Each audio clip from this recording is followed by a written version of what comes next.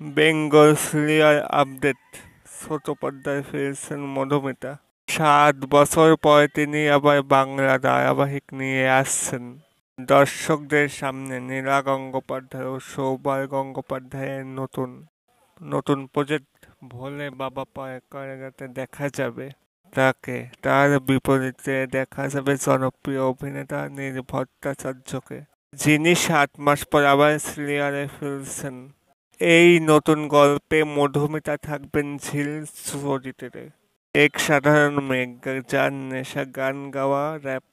অন্যদিকে নীলকে দেখা যাবে শঙ্খ চরিত্রে, চিকিৎসকের ভূমিকায়।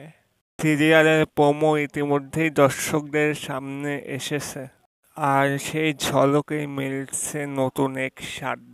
প্রোমোতে দেখা যায় নিম্নবর্তী পাড়ার মঞ্চে ঝিল গান গাইছে। ঠিক সেই সময় খবর আসে এলাকার একটি মেয়ের গুরুতর দুর্ঘটনা ঘটেছে। টাকার অভাবে তাকে হাসপাতালে ভর্তি করা যাচ্ছে না। অসহায় অবস্থায় ঝিলের পাশে দাঁড়ান শঙ্খ। এরপর কিভাবে এগোবে ঝিল ও শঙ্খের গল্প, সেটাই দেখা হবে ধারাবাহিকে।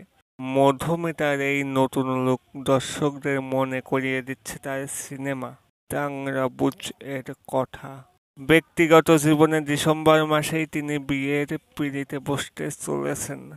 এই সময়ে তার ধারাবাহিকে কামব্যাক দর্শকদের জন্য একটি অন্যরকম আনন্দদায়ক ঘটনা হয়ে উঠেছে। স্টার জলসার বিকাল 5টায় চলতে শুরু হবে এই নতুন সিরিয়াল।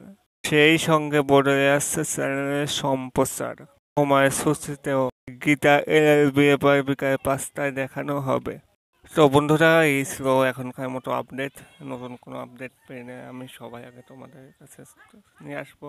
তার জন্য নতুন আপডেট পেতে তোমরা অবশ্যই আমাদের চ্যানেলটি সাবস্ক্রাইব করে আমাদের পাশে থাকো। দেখা হবে পরবর্তী কোনো